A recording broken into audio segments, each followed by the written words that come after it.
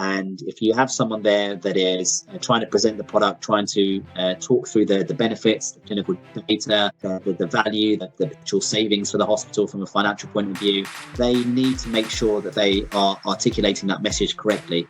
If, for example, they haven't been trained correctly and they sort of go into that meeting and they maybe get a difficult question from the doctor, and they may try and wing it a little bit, or they may try and answer the question because they don't want to look like they don't know, and they may say something incorrect, for example, because I think there's a very fine line in sort of medical devices that you have to really stick to the facts. The data that's out there behind your device, you can't say anything that's factually incorrect, and that one conversation could very, very quickly damage your credibility as a company. It could cause that doctor to very much sort of go off the idea of having your product in their department, just from that one interaction. Welcome to the H-Files, the new series of the Hands-On Business podcast, where we dive deep into the world of healthcare leadership and the unique challenges facing small to medium-sized healthcare businesses. I'm Hakeem Adebiyi, and after years of helping businesses grow in various industries, I'm excited to focus on the area that I know the best, healthcare, one of the most dynamic and impactful sectors in the world today. In this series, we're going to explore what it takes to lead and grow in healthcare, from navigating the complexities of regulation and innovation to overcoming the everyday hurdles of building a sustainable business in this fast-paced environment. Each episode will feature real-world insights, expert interviews, and actionable strategies that can help you push your healthcare business forward. So whether you're a leader in the space or an entrepreneur ready to break into it, the H-Files is here to give you the edge.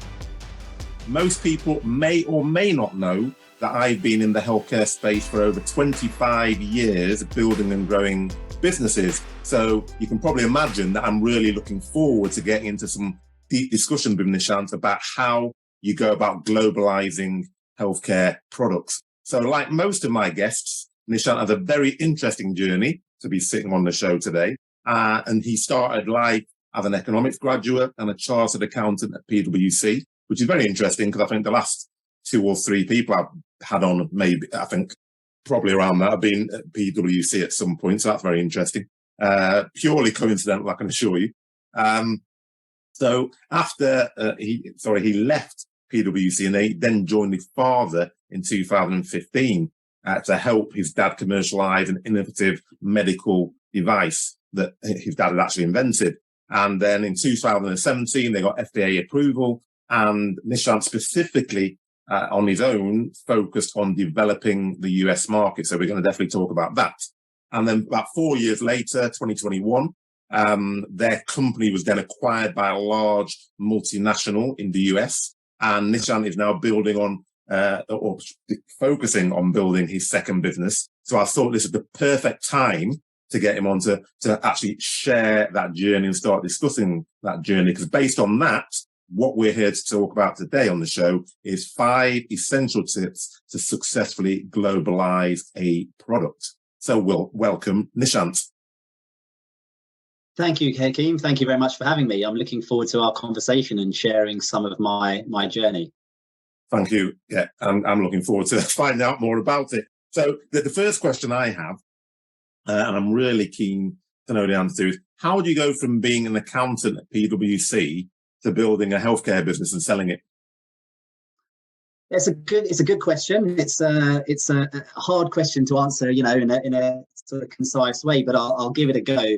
So I studied economics, as you mentioned. I then wanted to, pursue some further education after my degree. I had some great advice, actually, around that time. Someone recommended looking into doing the chartered accountancy qualification, especially if I was looking to get into business at a later stage. It would really set some of the foundations for that. So I decided to go ahead with joining PwC on their graduate scheme. I completed my chartered accountancy qualification with them. A few years after I had finished with PwC, I then joined Barclays, and I worked as a equity analyst for Barclays, which was a really interesting role because I essentially looked at listed companies, learnt about their strategies for growth, wrote sector-specific research on the companies, and gave investment recommendations to clients such as hedge funds I also was able to learn about valuation methodologies for these different companies. So I really got a chance to gain in-depth knowledge into some of these large listed companies. Around that time, this was probably 2013, 2014, around that time, my father, who is an obstetrician, he's been practicing for about 40 years as an obstetrician.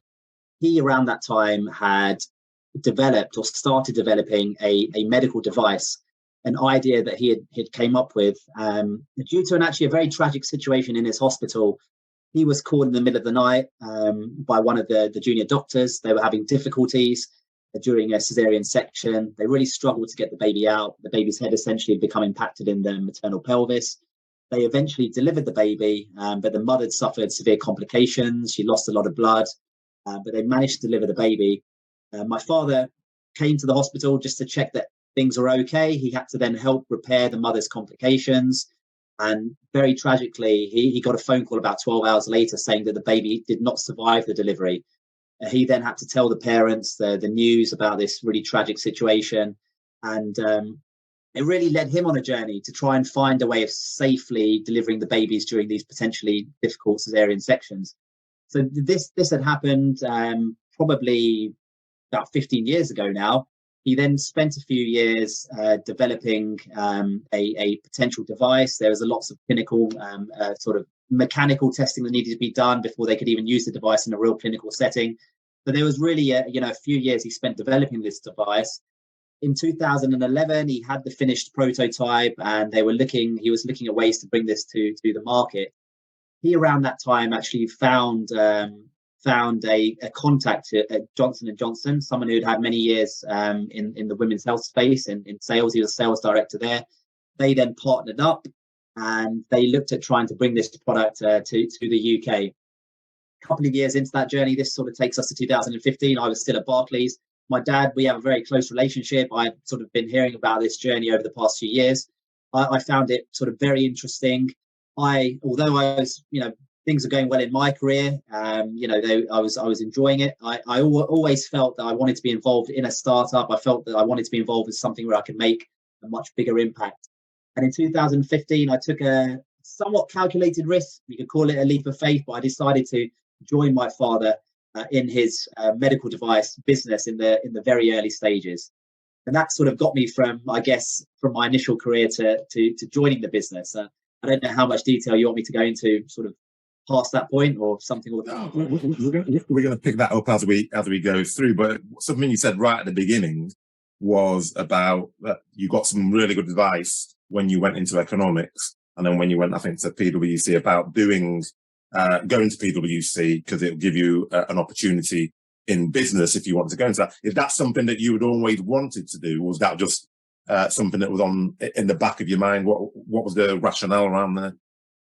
Yeah, I guess sort of back then when I sort of coming into my final year of university, and I was looking at where I wanted to, go and complete a graduate program. I was looking at some of the investment banks. I was looking at some of the consultancy firms, looking at the, advisory businesses such as PwC, the big four accounting firms.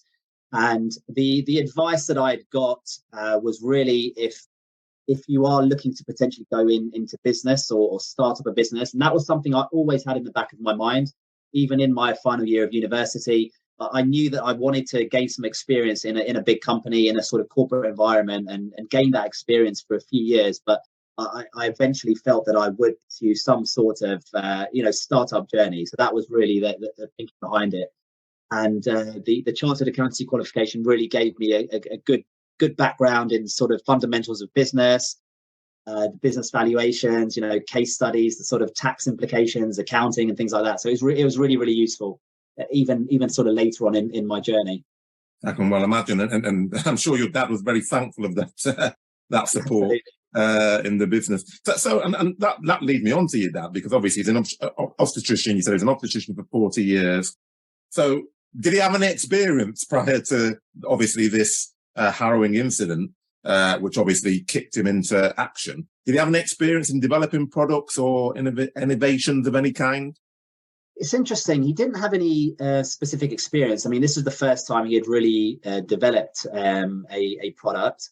But really, when I speak with my father over the years, he's for many years, even prior to the product that he developed, he's always said that there is huge room for improvement and innovation in the field of obstetrics. Some of the methods, some of the devices that are being used have been around for 50, 100 years in some cases, and it's a field where it's quite difficult to bring innovation to it, because it is a high risk. Childbirth is clearly a high risk procedure. So to sort of bring and try new devices can be quite challenging. But he's always felt there's significant room for improvement and innovation in that field. He also sort of jokes that if he didn't become a doctor, he always had an interest in engineering. So he thinks that if it wasn't a doctor, he would have taken that path. So I think he's always had a passion and an interest in terms of design and engineering and development, and he's had a good understanding of the basics of sort of physics and mechanics and materials and those sorts of things. I think that those sort of combined, plus obviously the very tragic situation that he sort of witnessed and had to assist with, is really all the sort of factors that led him to eventually develop a device. Which is interesting, isn't it? Because I think people often will look at someone like an obstetrician or someone in those sort of jobs which are considered to be, very, very good jobs, very well respected, and would be surprised that someone of that nature would then look at another career effectively. But interesting enough, when you look at just from a business point of view, what he's really done is he's identified the need, because he's had the tragic circumstances, and then he's used that need. And I think you mentioned, the area itself needs improvements and innovations. So because he's identified that need, he's then looked at, well, how do I fulfill that need? And what do I need to do? And then, that's kicked the ball rolling, which is, standard stuff. But obviously your dad's not thinking the standard stuff because he's an obstetrician, but it's interesting the way it all comes about. And it seems to be whatever product that's going to be successful will probably go through that same sort of process in terms of somebody identifying a gap in the market. Absolutely. And I think, one of the rare things is, I've met so many doctors over the years, and many doctors have sort of said to me that, firstly, they wish they had thought of this idea because it's such a simple idea. But secondly, I've come across many doctors who have had ideas over the years. They've had sort of ideas, at least in their mind, of things that they could do to improve their practice, or devices in theory that might work. But having an idea, is one thing, but actually sort of bringing it through the process of bringing a physical product to the market is a whole sort of, different journey that not many people embark on, I would say. It's just a challenge, especially managing an already sort of busy workload and then trying to essentially start a company on the side is a difficult thing to do.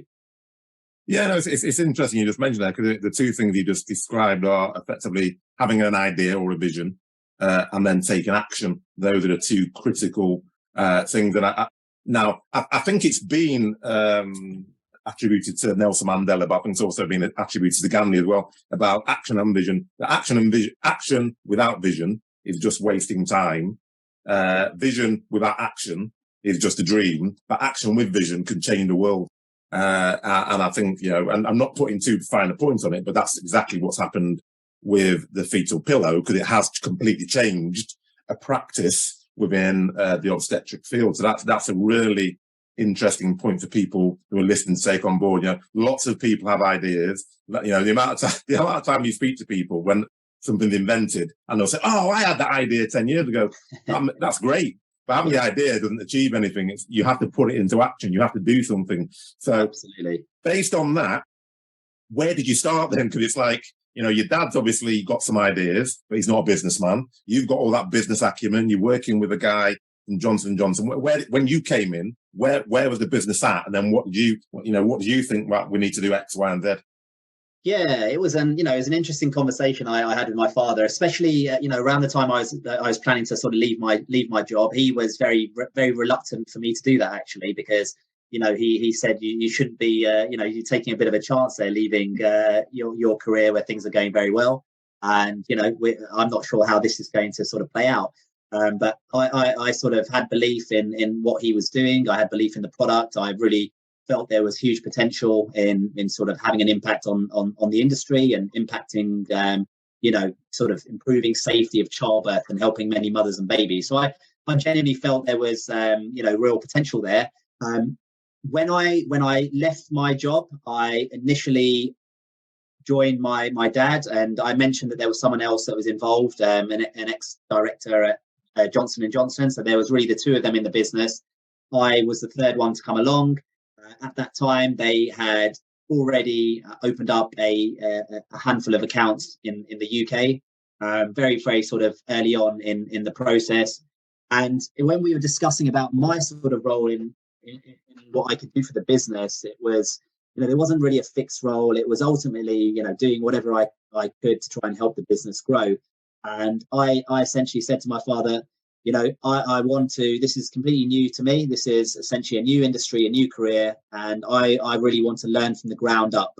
And the way to do that is going to be the person that's on the ground selling directly to the hospitals and out in the field, going to meet the doctors face to face and really learning from the ground up. So that was the sort of primary focus of my role when I first joined the business, was really London and the Southeast, was going out and trying to get the message out there about fetal pillow and trying to convince these hospitals that they should consider using the fetal pillow. So in other words, getting your hands dirty, getting them to understand the market so that everything else that comes out of that is based on understanding and facts rather than your view, which is an interesting one, because you get lots of people who will pontificate about markets that they're in sales positions, marketing positions, and you say, all right, when was the last time you saw a customer? Oh, I've never seen a customer. Right, that's an interesting way to go about trying to penetrate a market without understanding what's actually going on. So that's I think very important actually. And then so because obviously that's a new environment. What was the hardest thing you found when you joined? Because when people are always talking about, oh, it's great, and I did this, I went on a journey, but I'm sure that having left a stable job, going into an environment where your dad knows very well, but you don't, and then trying to really navigate through that and then develop a business, that must have been challenging. What was the most challenging thing? Yeah, absolutely. I think I mentioned it previously, but probably the biggest or the sort of biggest challenge I found was I essentially had changed career and industry almost overnight. And with my role of sort of going out to the hospitals, I was essentially being thrown into the deep end from day one. And, I was having to convince doctors to consider using a brand new medical device, potentially change their practice and the way they've been doing things for many, many years. And I was essentially having to have these conversations with little to no experience in this industry or in terms of selling a medical device. So I think it was, that sort of being thrown into the deep end was definitely the biggest challenge. It's, it's funny, me and my dad joke about it now when I in those first few days when I sort of joined the business, I spent 3 days with my dad, and he gave me a crash course in childbirth for 3 days. So he tried to condense his 40 years of knowledge into 3 days, and pass it on to me, someone who'd only really dealt with finance over the years. So it was interesting to say the least. But looking back, I enjoyed it. I've always enjoyed a challenge, and that was a big challenge. But I enjoyed it thoroughly. And so, what would your advice to be? Because I've worked in healthcare for over 25 years, and actually to get into medical device selling or pharmaceutical selling, generally they will say, well, you need to have a degree and you need to have a life science background, etc.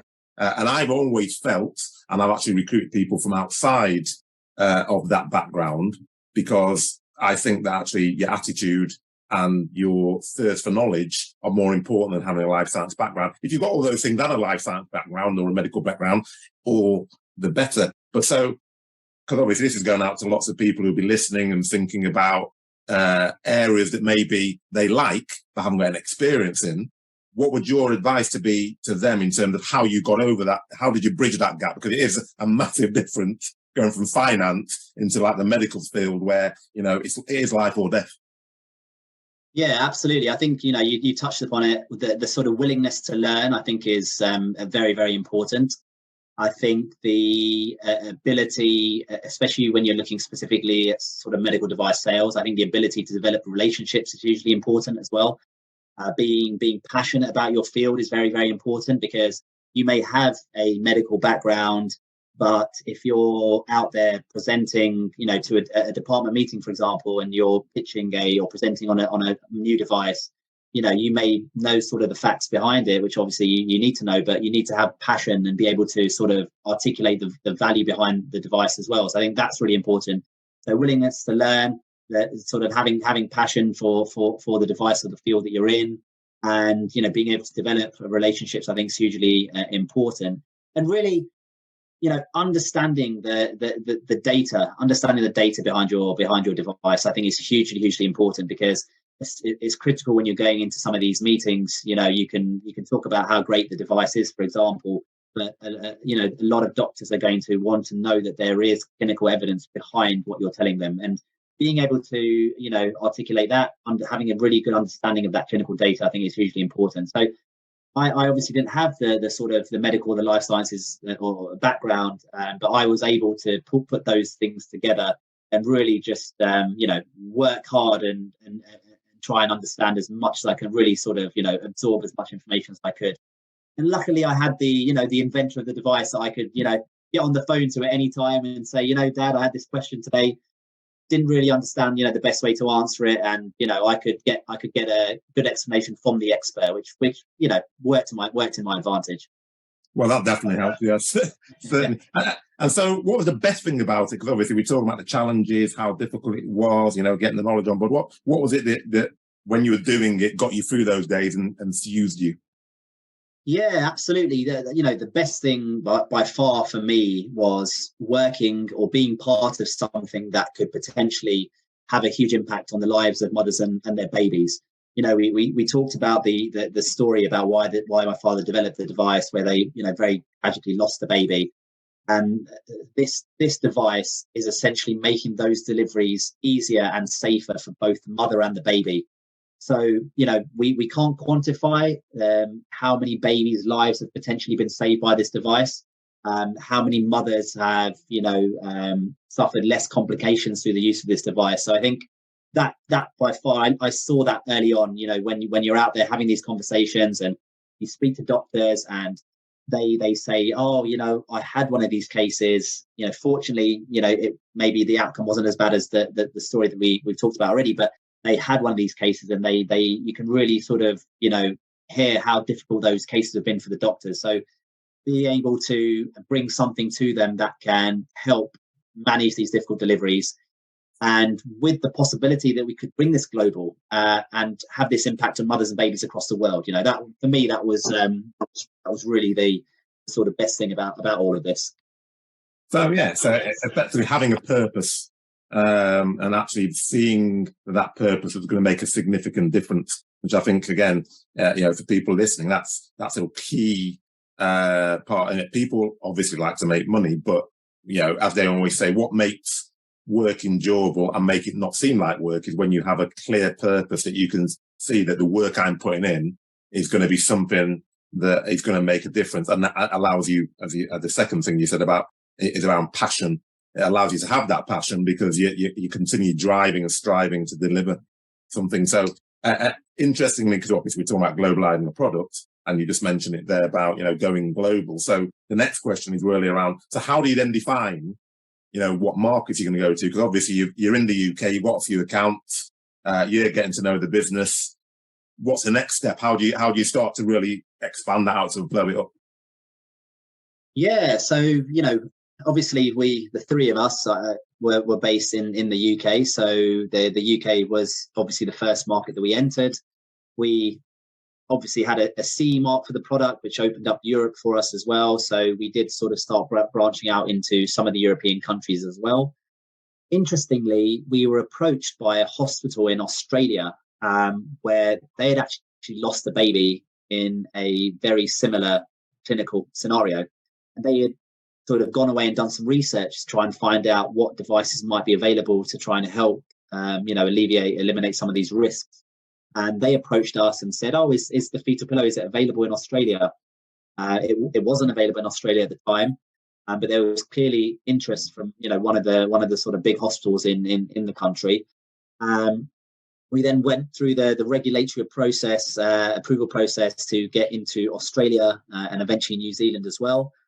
We also, we saw huge demand in Australia. We actually ended up setting up a subsidiary in Australia and employing someone over there as well to manage the business.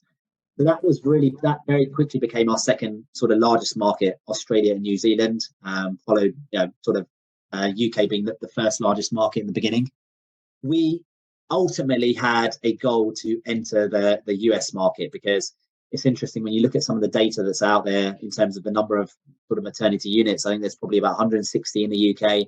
There's about 3,500 to 4,000 in the US. So you can see the difference in market size. The US is really was the ultimate market that we wanted to enter, but we obviously had to go through a large process in terms of getting the FDA clearance for the device. Over the years, there was lots of clinical data that was published on the fetal pillow as well. So all of that sort of accumulated, and that really helped us eventually get the FDA clearance in late 2017. And then at that point, the US really did become our primary focus.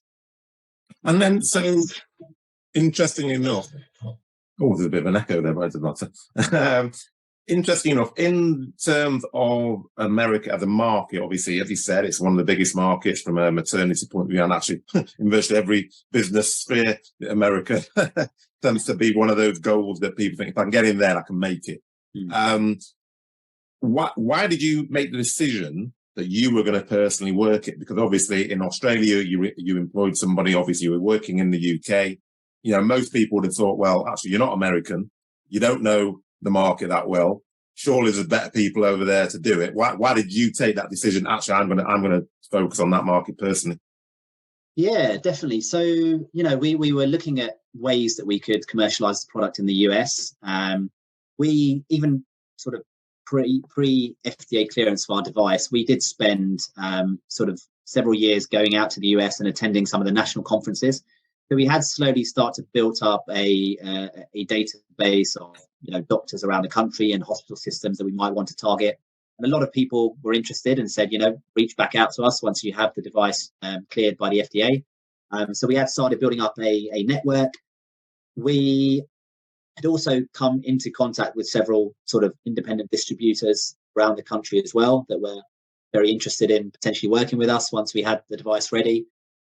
But at the same time, we also didn't know much about the US market ourselves. I mean, there's, you can learn about it by being at home and being on the internet and researching the market itself, which we did a lot of that as well, of course. But really, we felt that the best way that we could learn about the market ourselves was, again, to sort of be on the ground and be in the field and sort of be on the front line there and really be out there having conversations directly with doctors, understanding what their pain points were, understanding were they facing these difficult, challenging situations, as we've experienced in the UK as well, and really having those conversations. That was going to be the best way to learn. Also, sort of having those initial conversations with the doctor and then having to present the product to a department meeting, then having it go through the sort of value analysis process, and then having to go through purchasing and then understanding the training requirements ongoing and getting them set up as a supplier. There was a whole host of things that we had to learn about that we couldn't do without sort of but by doing it directly. That was the best way. So in that context, I made the decision that I would go and spend some time in New York, just logistically, not too far to get to in terms of traveling. I'd spent a lot of time in London, New York, obviously many differences, but it was a big city. And I felt that a lot of what I had done over the years in London could at least be transferred over to New York in a sense. Turns out that it was, quite different in many respects. But I essentially started building a base of business in New York from scratch. I didn't really know anyone there. I had a few leads from some of the conferences. I started reaching out to people, and people were, luckily there were a couple of hospitals at the beginning that were willing to meet with me, and I met with them very early on and got them on board very, very quickly, and they became great reference sites. And I quickly started expanding across New York, and sort of fast forward, I guess 3 years or 3 to 4 years prior to the acquisition, we at that point we had basically the major hospital systems in New York using fetal pillow, really just from from the hard work that I put in and a lot of the, copious amounts of travel I sort of put myself through in getting over there. My colleague who I mentioned as well, he worked with us. He spent some time on the East Coast. He was also on the West Coast. Sorry, he was traveling around as well.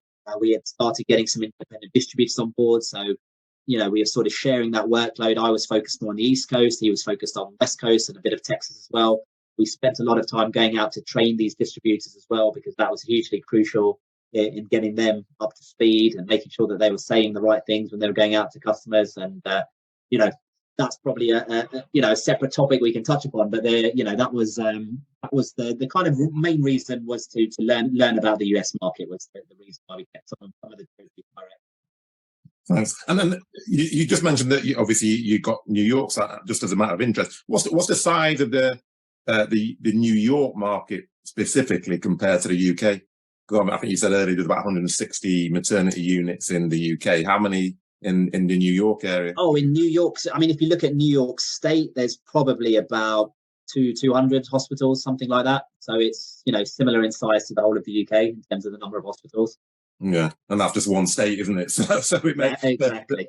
That just tends to show people why. Obviously, if you're in the medical space, to go to the US, there's a massive opportunity. Even though the UK is still a big market, it's dwarfed in comparison to the US, really, because you're talking about one state. It's comparable to the whole of the UK. So that's really absolutely. And probably I can't remember the exact statistics now, but probably about 50 of those hospitals make up sort of 75% of the birthing numbers, because you've got some huge hospitals there as well that are delivering between 8 and 10,000 babies, which was interesting to us because in coming from the UK, you sort of a big hospital would delivering 4,000 babies plus would be considered a large hospital, and in the US that isn't necessarily a big hospital. It's sort of a relatively average size hospital. There's some really, really big birthing units over there, which is something that we learn. Okay, which is very useful, and come back to understanding the market and understanding the data, because that then dictates what you then do from a commercial point of view. So moving on, in terms of if someone was to come to you now and say, right, Nishant, I've got a new product, want to get into, I want to go global. What would be the key tips, key kind of, I mean, we talked about through a few of them, but it'd just be useful to, from your point of view, what would be those key things that you'd say, you need to do this, you need to do this, you need to do this? Yeah, I mean, there's so much that you can do, but if I was to try and condense it into a few sort of key themes, I think the preparation and planning is really crucial to your commercial success. You really want to perform exhaustive research on your prospective market. I mean, if we take the example of the US, for us, we obviously did a huge amount of research on the market. We looked at specific states. We looked at where the birthing numbers were concentrated. We looked at within those particular states, what were the top 10 hospitals by birth, for example. So we could really pinpoint who were the key customers to target. So I think that's hugely important. If you're looking at sort of on a wider scope, the sort of preparation planning can include, what are the regulatory approvals that you'll need? What is the infrastructure that you need to set up in those different territories? Whether it's the sort of legal entities and things like that you need to look at setting up. How do you build a team? That's crucial as well. Who are the key opinion leaders? What is the potential market size? What are the key conferences to attend? So I mean, these really all fall within sort of preparation and planning. A lot of this you can do prior to even entering the potential market. You can really get things in order, get your sort of market research performed. So you really go in with a clear mind of where you're going to efficiently allocate your resources to achieve the best sort of outcomes. Another point that I think is very important, and that's I feel like we found this with our experience, is building relationships and building a network. And again, that's quite a wide net. That could be building relationships with, doctors potentially in your market, with key opinion leaders, building credibility, building relationships with your distributors, for example, who are out there selling the product, building relationships with, who are the sort of regulatory approval providers as well. So really, this sort of boils down to building a good team. I think you need to have the right team on board to support your global expansion plans. You can't do it alone. I think that's what we found. There's really a small team. I mentioned there was 3 of us in the UK. We had someone in Australia as well. So really a company with 4 employees, and we were looking to try and bring this global. So we did have to build a team and outsource some of the functions to sort of local experts, whether it's distributors, direct sales reps, or key opinion leaders. I think the other thing to mention is having an international marketing plan in place. I touched upon this already, but how do you, especially with a small team and you're trying to globalize your product, how do you get out there, get your message out there essentially? And this could be, I mentioned that we attended a lot of the major national conferences. So we were creating a small buzz, I would say, in the background, even though our device wasn't available yet on the market. We were creating some interest. We were building networks, building a database of potential leads. We did a lot of marketing in some of the sort of national journals in the US, for example. We would take out 1-page spreads where we would sort of have our product. We'd have a really great sort of product brochure or 1-page spread in these magazines. And particularly during the pandemic, we were trying to build our business in the US, during the pandemic. So we really did have to pivot to other forms of sort of marketing, whether it be, online education programs, online training platforms for doctors that had the device, but we couldn't physically go over there and train them. So those are the things that were important. I think one other thing to mention is, we talk all about the sort of selling and building the business, but I think it's crucial also to ensure you have the infrastructure in place for global expansion. By this, I mean, if you're looking to set up subsidiaries in different countries, have the correct corporate structure in place. You need to start having your sort of payments and billing systems in place. I mean, these are things that we learned about the US because we didn't know anything about this. So this is something we really had to figure out as we went along. Having the right logistics providers in place. How are you going to get the product to your customer? Depending on where your product's manufactured, how are you going to get it over to the country of where you're trying to distribute the product, for example? What are the laws for importing devices into that country? How are you going to store the product? What are your sort of shipment channels? You can execute on your sales plans, but if you can't get the product to the customer, you'll quickly lose credibility. So I think having an infrastructure in place is important. I probably, probably gave a lot of information there, but feel free to, if there's anything you want to talk about specifically. No, I think all of those are really important. So I'm just going to recap. Say it's a preparation and planning, which I think is I bang on about that all the time. I think that too many businesses and too many individuals are so keen to get out and do. And I've got fantastic products. The market's there. I just need to get out there. And I think that that's the downfall of many businesses because they're not prepared and they haven't planned and given it enough. Enough time to look at what they need to do. Then you said building relationships and basically building a good team, really, and then have a marketing plan in place, which is key. How are you going to get the message out there? How are you going to get people to know about it? And then leading on from that, it's great to have the messages going out there, but if you haven't got the infrastructure to get the product to the people, whether that's logistics, regulation, etc., then you will lose credibility. And that's one of the things that I wrote down actually. When you're talking about building a good team and building a network, is about getting credibility. And that comes from data and lots of other ways of doing that. So people actually believe that it's not just believing in the product, it's believing in the company who's going to deliver the product and the people that they're speaking to. So they feel comfortable. Yes, this is a company I want to do business with. And then just on the area around building a team, building a network. So how do you, ensure when you've got a small team, because a lot of people listening to this will be small to medium-sized businesses. You've got a small team, you go into the US, or you're going anywhere in the world, actually. You can't build subsidiaries in every country. You can't go to every country yourself. How do you ensure that the partners that you choose are the right partners and are going to do the things in the way that you would do them or you want them to do them or need to be done? Yeah, no, it's a great question. It's a tough one. I think for us, we were so new to the US, and we'd been given some introductions to some of these independent distributors, and the introductions were, sort of glowing recommendations. You should, work with this team in this particular state, for example. So we, to be honest, looking back, we didn't really know any better at the time.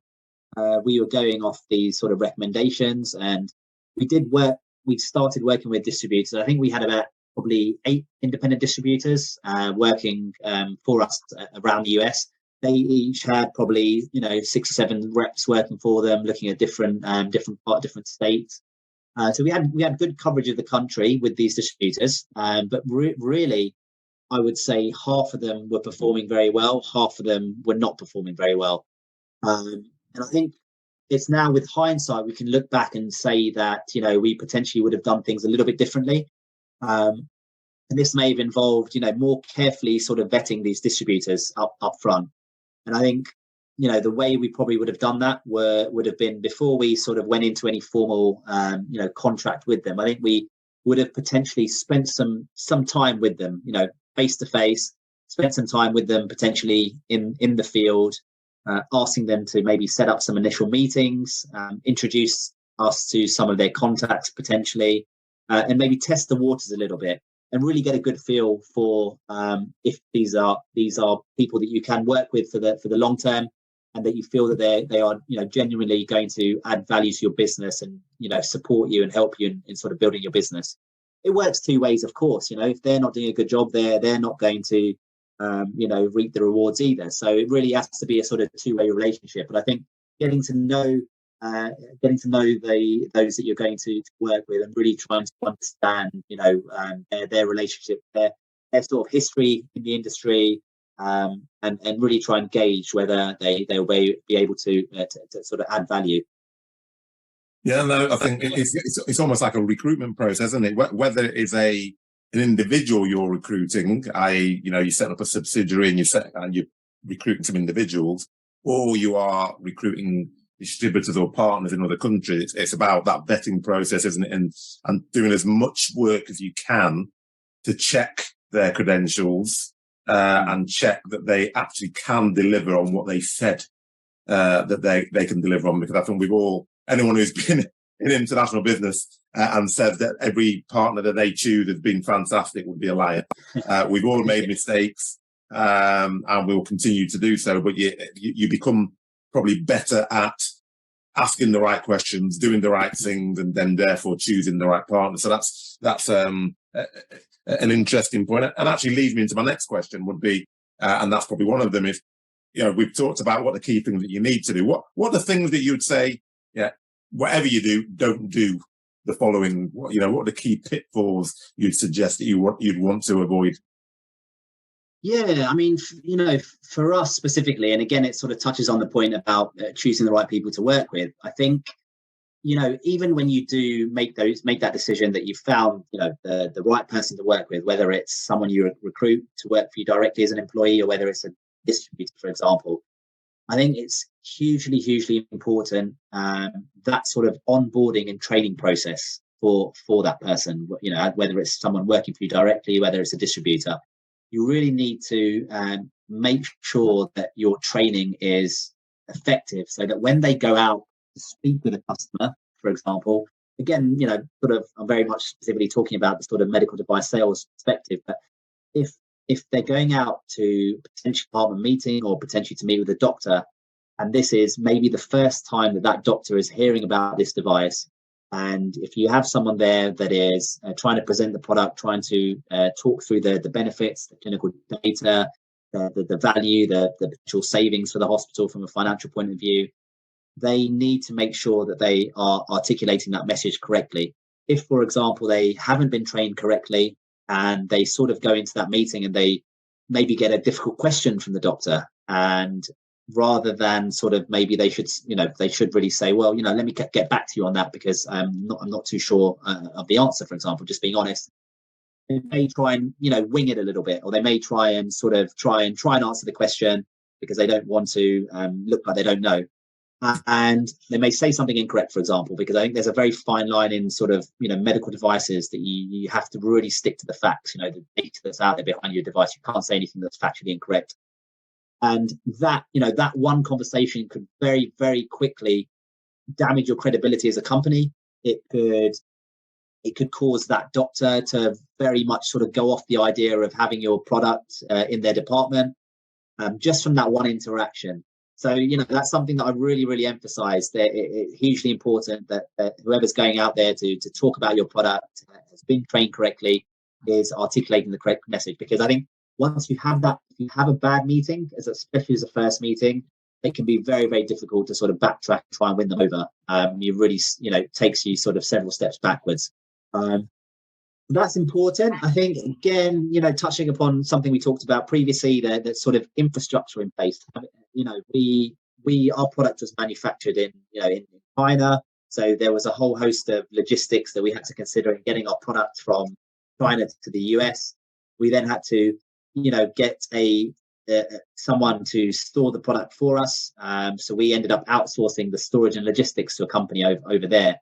But if you haven't sort of got all of that in order, and for example, you've got a delay in getting your product over to the US, which can then have a knock-on effect of product being, on back order, out of stock, for example.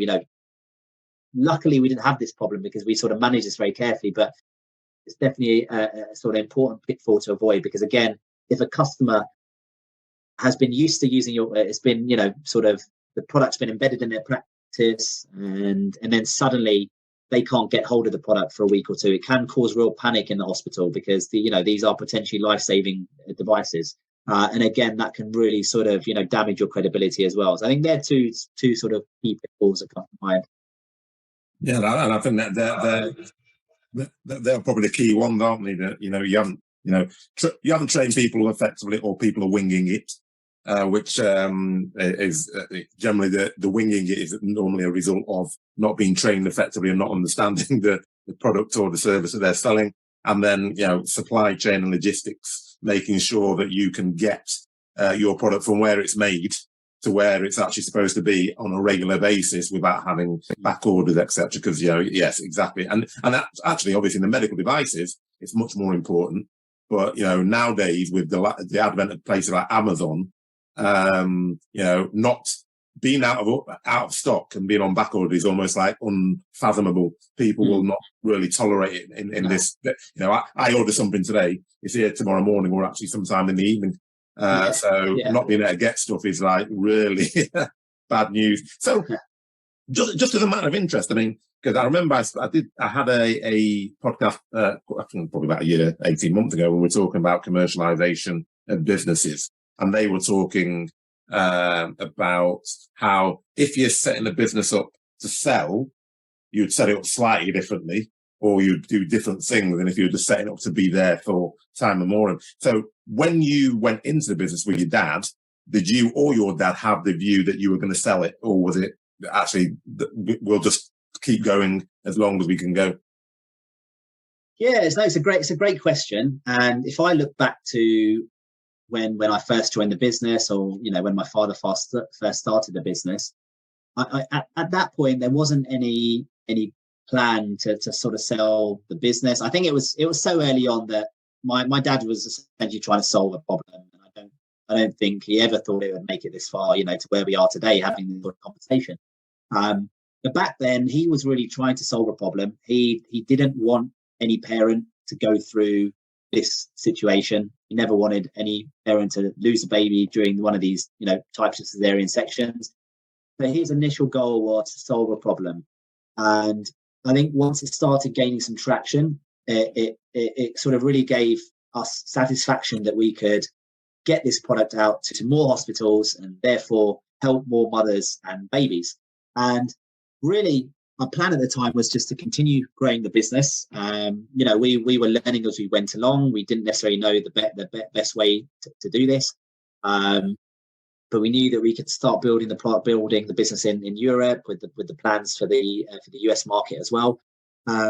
Fortunately, there was a lot of clinical data I mentioned before accumulating over the years as well.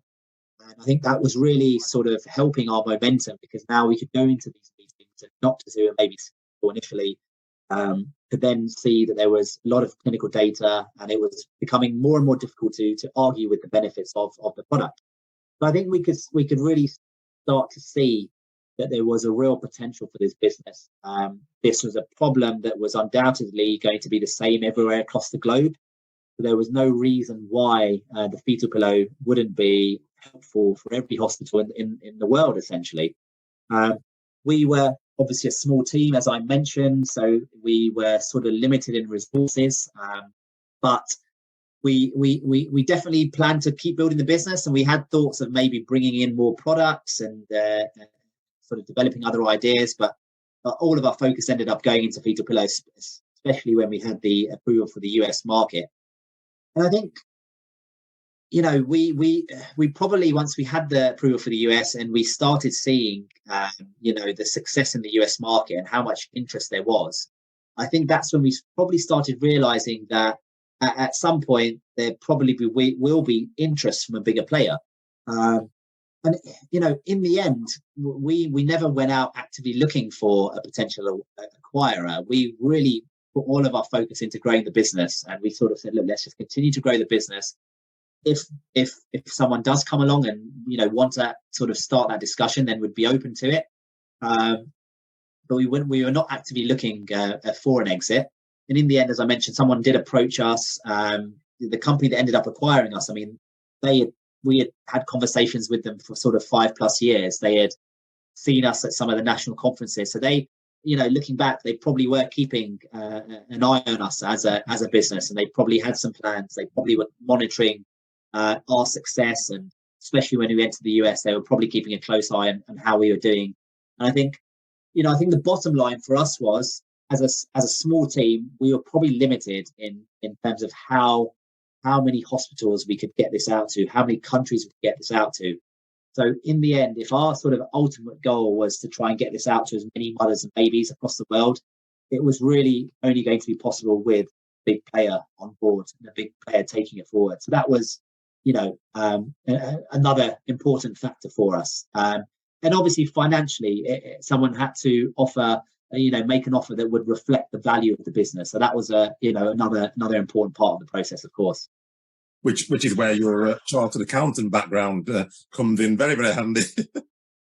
Absolutely, yeah. It's interesting because I obviously studied my accounting qualification, and then there were just times during the whole journey where some of my accounting knowledge became really, really helpful, and also my experience at the investment bank as well. That was really, really helpful as well when it came to the sort of the exit process itself. So yeah, absolutely, it all sort of came into use later on.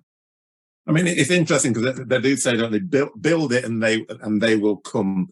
And I think that what I take from what you're saying, which I think is really quite motivational to people who maybe want to build a business and may well be thinking at some point in the future that they would need to sell it, just as you did in terms of to really take it global.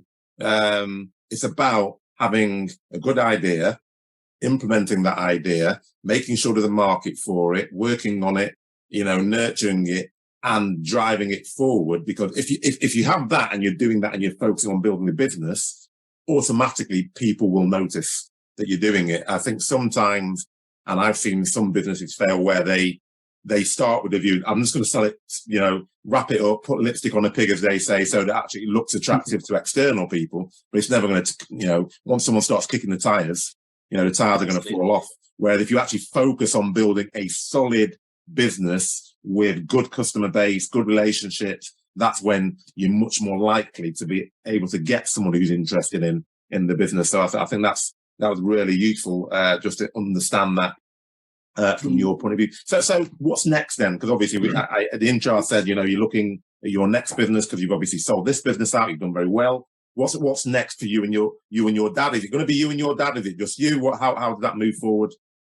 Yeah, no. So once we sold the business in March of 21, I was employed by the acquiring company for a 1-year period. So that was a great learning experience. I worked with them for a year and really helped sort of train their sales teams, across the US. And that sort of came to an end of March of this year. So it's been sort of 6 months, and actually I decided to take some time off. So I sort of decided I'm going to take 6 months off and really just spend some time with my family, spend some time with our daughter, and just enjoy a bit of time off. But in my nature is I can't take too much time off. I can't sit around. My wife jokes that, if we go on a beach holiday after a bad day, I'm sort of saying, okay, what are we going to do now? I can't sit around for too long. So, my plan was always to try and get involved with a few different things. And I think we've learned so much from this journey that I think it would be a shame not to bring that experience and, potentially try and build something again. Some people might call us crazy for even thinking about doing that, but I think again I will be partnering up with my father. I think I mentioned sort of earlier on in the conversation that he's always thought there's room for innovation in obstetrics. So he's always had a few ideas, in the background. So I think he's got out his old notepad and dusted it off, and there's a few ideas in there that he thought of many years ago, and no one's developed any of those ideas, so they're still sort of out there for taking, I think. So he's keen to develop some new devices, and that's the plan. So we're going to try and develop sort of 1 or 2 devices over the next year or so, and we're going to get working on that pretty soon. So we'll be working together again, and I think it'll be great because I'll have an opportunity to use some of the network that I've built, keep in contact with them, reach out to them again and bring them something new. And I think it'll be quite exciting. And I think we would also probably do things differently. Looking back, there's several things that we've learned. We had a great success, we had a great outcome with the business, but there are things that we could potentially do differently. Being more efficient in our use of resources in certain aspects, and as I mentioned about the sort of distributor that we set up, we'd be sort of more careful with that. Do we even go to the UK this time? Do we potentially go straight to the US? That's something that we are contemplating when we're sort of putting our early plans in place. So that's sort of the longer term goal, which we're going to get working on pretty soon. I've hugely enjoyed working in this field, working in women's health, and I've really enjoyed the journey, the process, and learned a lot. So the other thing that I'm also interested in is potentially, working with 1 or 2 other companies that are operating in a very similar space, and if I can help them in any way to make an impact and help them with their growth plans or commercializing the product in the US, I'd be happy to do so. And I think the third thing that I'm looking at is potentially looking at some, sort of investment opportunities. We've been approached by a couple of small businesses, sort of medical device, medical technology. So we are assessing the potential, some potential angel investment opportunities. But they're just early stages, and we'll see where we go with those. So that's kind of, in a nutshell, where I am at the moment. So your wife's definitely right. So you've got a lot of irons in the fire. You're restless. It happens to be a fair way to describe. So just to wrap up, and thanks very much for your time. If there was one piece of advice you could leave with my listeners and my audience about if you're going to try and globalize a product, invent a product, globalize a product, what would that piece of advice be? Yeah, absolutely. I think there's some. We've learned there's a lot of a lot of good bits of advice that I could potentially give and share. I think from our experience, I think if there's something that you are trying to achieve, or something that you're passionate about, or there's a business that you'd like to start, or you'd like to take your product global, for example, I would suggest really just going for it and taking a calculated risk. You don't need to sort of put everything at risk, but you also don't want to look back, 10, 20 years and wish you had sort of taken that calculated risk. If we look at my dad, for example, he was passionate about improving the field of obstetrics and preventing poor outcomes, such as the tragic situation that we've discussed. He took a real risk to try and bring something brand new to the market. And he was still practicing at the time. He didn't give up his practice. He was still working full time. Something I didn't mention, he's still working now. He's still practicing 2.5 days a week. He never gave up his practice because he enjoys it so much. He's so passionate about it. And he's still working to this day, and he's going to continue to do so. But sort of that being said, I think with the fetal pillow, if he didn't take that sort of risk at the time, we wouldn't be where we are today. But he can now look back 10 years later, and he can be very proud of what he's achieved and the kind of ongoing impact that he'll have on his field with this device. And for me personally, I also took a calculated risk in sort of leaving my career when I was at Barclays, and I sort of left my job, quite abruptly in a way. My boss at the time, when I sort of told him what I was going to do, he was kind of shocked. He was had a very skeptical look on his face, and he sort of said, "Are you sure? Are you sure you want to do this?" I knew that in a worst case scenario, if it didn't work out with this business, that I could have gone back into the world of finance. But now I really can look back and say it was the best life decision that I've ever made. That's for various reasons. I think it's been an incredible journey. So that would be my sort of piece of advice is, if there's something you want to go for, just take a calculated risk and sort of go for it. Very good advice, and an absolutely perfect place, I think, on which to bring it to a close. So, Nishant Varma, thank you very much for your time. Thank you very much for that, Nishant. A really great description of exactly how you built a business from the ground up, successfully launched into many markets, including the biggest in medical devices, the US, and then sold the business. And the one thing that really, really stood out for me there was when you talk about your expansion and really growing the business was the importance of infrastructure. Logistics, supply chain, and compliance are all crucial for credibility and sustainability in international markets. I really hope that everybody listening and watching enjoyed that episode. And don't forget to pick up the show notes over at thesalesaccelerationformula.com/podcast-show-notes. You'll also find an option to subscribe to our mailing list so that you can get notes for every single episode straight to your inbox. While you're at it, don't forget to tune in to next week's episode of my new 5 in 5 series, where I share 5 actionable takeaways in just 5 minutes from this episode, which will help you supercharge your business growth. Don't forget to subscribe, like, and share this podcast with your friends, colleagues, and anyone else who might find it valuable. Most importantly, keep the feedback coming so we can keep improving and bringing you more of what you love. Thank you very much for tuning in. And remember, keep listening, keep growing, and keep thriving.